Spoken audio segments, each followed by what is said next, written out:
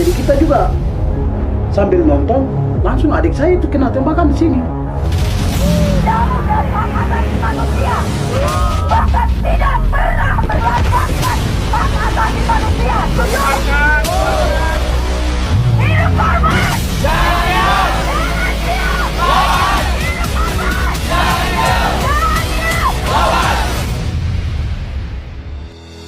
Papua, konon surga kecil yang jatuh ke bumi. Apalagi kalau bukan karena keindahan alamnya yang memukau, keotentikan budayanya yang terjaga, dan pesona manusianya yang eksepsional. Tidak terkecuali di Enarotali, ibu kota bagi Kabupaten Paniai yang terletak di pesisir Danau Tage dan di apit Gunung Bobairo dan Bukit Diai. Lokasinya di dataran tinggi dan iklimnya yang sejuk, harusnya menjadikan Enarotali sebuah kawasan yang ideal bagi kehidupan masyarakat yang harmonis dan ugahari.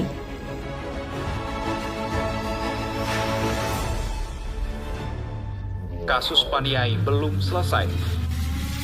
Hubungan masyarakat lokal dan aparat seringkali tegang. Naas, tindakan kekerasan menjadi opsi pemerintah untuk menetralisir riak perjuangan rakyat. Saya melihatnya sebagai sebuah tindakan yang sudah terbudaya gitu ya. Tahun 89 daerah operasi militer di Papua diberlakukan gitu ya, sampai kemudian terjadi sejumlah kekerasan negara dan juga pelanggaran hak asasi manusia, dan baru dicabut gitu ya, meskipun bukan dicabut dengan kebijakan, tapi karena tahun 98 era Orde Baru atau pemerintahan Orde Baru itu jatuh atau lengser gitu ya, sehingga proses atau status daerah operasi militer di Papua itu otomatis berhenti. Tapi kemudian tidak serta-merta menghentikan budaya atau pendekatan keamanan dan juga pendekatan militer yang terjadi di Papua. Hal itu terbukti dengan masih banyaknya penerjunan aparat, begitu ya, bahkan kemudian sampai adanya Otsus atau Undang-Undang Otonomi Khusus di Papua tahun 2001. Pendekatan keamanan masih dipakai, begitu ya, atau pendekatan militerisme masih dipakai untuk mempertahankan situasi keamanan yang ada di Papua. Militerisme di tanah Papua menjadi penyulut tragedi kemanusiaan di Enarotali, Paniai. Malam sebelum tragedi, pada 7 Desember 2014, terjadi penyiksaan oleh anggota TNI Tim Sus Yonif 753 Arga Viratama kepada anak-anak berusia 8 hingga 16 tahun yang sedang menyalakan api unggun dan menyanyikan lagu-lagu rohani di pondok Natal yang mereka dirikan. Jadi prosesnya itu bahwa tanggal 7 itu ada mereka menegur itu motor tadi, dan karena teguran itu tidak terima, dia panggil teman-teman anggota TNI datang untuk memukul mereka. Jadi tanggal 7 itu ada beberapa kelompok anak muda yang tadi di kandang Natal itu dipukul begitu. Keesokan harinya, pada 8 Desember 2014, masyarakat Enarotali memalang Jalan Porosma di Enarotali di kilometer 4, dilanjutkan di lapangan Karel Gobay dengan prosesi waita dan meminta pelaku penyiksaan untuk mempertanggungjawabkan perbuatannya. Tragisnya, aksi ini ditanggapi dengan kekerasan aparat hingga memakan nyawa rakyat sipil. Bunyi kayak hujan, tembakan kiri kanan banyak. Jadi kita pusing, nonton ke sana, nonton ke sini, kan tembakan jalan. Jadi kita satu tempat saja berdiri. Kalau lari itu kita bisa-bisa terkena tembakan. Jadi kita juga sambil nonton, langsung adik saya itu kena tembakan di sini. Terjadi masalah ini, masyarakat itu tidak bawa apa-apa, dan abri itu bawakan senjata. Kami pegawai dan kepala kampung itu kami jaga tengah-tengah begini. Baru kepala kampung Awabutu dengan beberapa pegawai kena dapat tembakan. Jadi sekarang ini kami opname di rumah sakit umum. Tragedi demi tragedi menimpa orang-orang asli Papua. Aspirasi yang diutarakan dengan cara masyarakat setempat malah disambut dengan hujan peluru oleh aparat. Ya udah kayak melawan pasukan dari negara lain gitu, padahal sesama warga negara sendiri ada rentetan tembakan yang dilakukan oleh kepolisian, dan juga bahkan ada penikaman pakai senjata tajam yang dilakukan oleh aparat.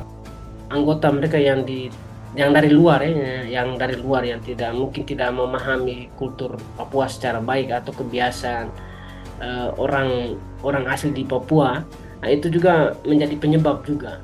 Akhirnya mereka pikir orang bawa, kan di Papua di daerah-daerah pegunungan kan orang ke kebun itu kan bawa panah, bawa parang, tapi mungkin dipikir OPM atau apa gitu, tapi tidak.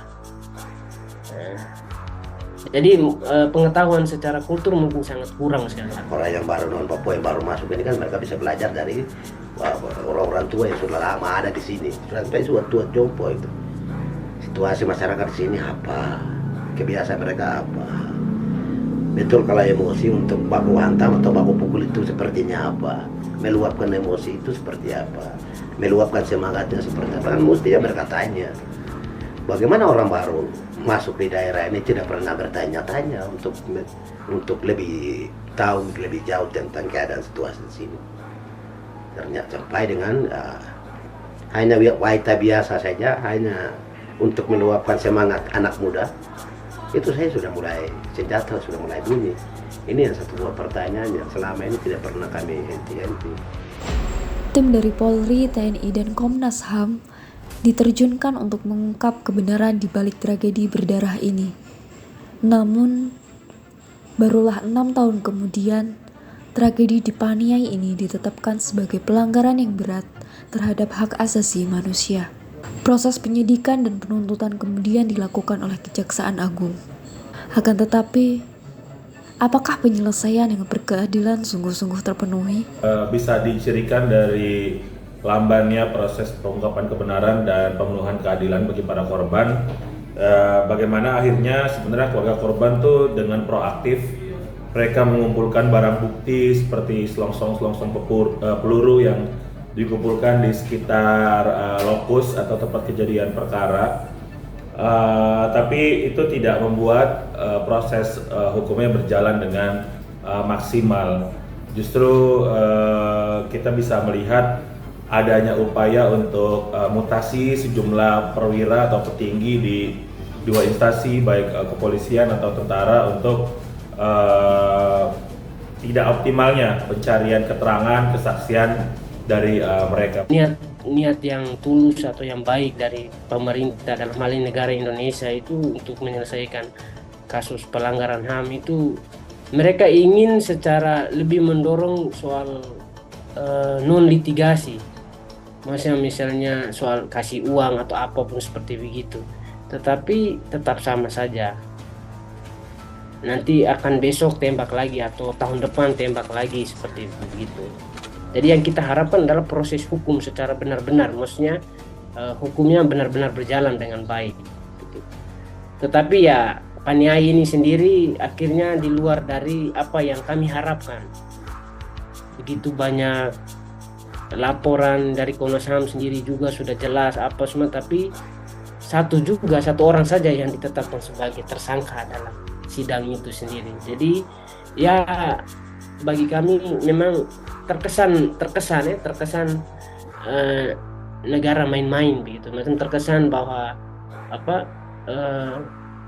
nyawa orang Papua itu macam tidak ada harga. Peran dari Kejaksaan Agung berdasarkan Undang-Undang 26 tahun 2000 soal pengadilan HAM, dia merupakan penyidik gitu ya untuk peristiwa pelanggaran HAM berat. Nah, dalam sejumlah peristiwa atau kasus-kasus pelanggaran HAM berat, memang Kejaksaan Agung sangat-sangat memperlemah proses penegakan hukum untuk peristiwa pelanggaran HAM berat. Kejaksaan Agung tidak secara serius merekonstruksi hasil penyelidikan yang sudah disampaikan oleh Komnas HAM, terutama untuk membangun basis argumentasi yang nanti akan disampaikan dalam level penuntutan gitu, dan juga yang nanti akan dipakai dalam proses persidangan. Dan itu terbukti dengan adanya identifikasi terhadap pelaku yang cuma satu orang dan tidak kemudian melibatkan pertanggungjawaban komando di situ. Padahal dalam Undang-Undang 26 tahun 2000 juga terutama di pasal 43 gitu ya, disebutkan bahwa tanggung jawab peristiwa pelanggaran HAM berat itu tidak berhenti di level aktor lapangan, tapi ada aktor komando yang juga harus bertanggung jawab. Nah, dalam hal ini Kejaksaan Agung gagal melakukan rekonstruksi untuk membentuk hasil penyidikan dan juga pada akhirnya berkas penuntutan yang pada akhirnya melanggengkan impunitas dengan tidak memasukkan aktor-aktor komando gitu ya, misalnya Panglima TNI atau Pangdam, Panglima Komando Teritorial di Papua, Pangdam Jendrawasih, yang juga tidak dimasukkan sebagai pihak atau tersangka gitu ya dalam peristiwa Paniai. Sejatinya sebenarnya udah banyak juga ekspresi-ekspresi warga Papua, utamanya keluarga korban Paniai yang sebenarnya sudah tidak lagi terlalu peduli sama adanya pengadilan, karena berkaca juga sama pengadilan HAM yang pernah terjadi untuk peristiwa atau tragedi AB Pura. Konteks yang sama serupa gitu, bahwa diadakannya di Makassar, bahwa saksi dan korban itu tidak dihadirkan dan sebagainya, sehingga membuat rasa kepercayaan, jadi ada trust issue di antara warga Papua terhadap proses penegakan hukum, dan itu juga kemarin jadi satu concern ya yang muncul dalam prosesnya. Alhasil, terdakwa divonis bebas oleh Pengadilan HAM di Makassar. Namun masyarakat sipil tidak begitu saja menyerah untuk memperjuangkan harkat dan martabat orang-orang asli Papua di jalur hukum. Setelah kegagalan negara untuk memberi penyelesaian yang berkeadilan di Makassar, masyarakat menuntut Kejaksaan Agung untuk mengajukan kasasi ke Mahkamah Agung. Saat ini, Komisi Yudisial sementara mencari hakim yang sanggup untuk membawa penyelesaian yang berkeadilan bagi para korban dan keluarga korban di Paniai.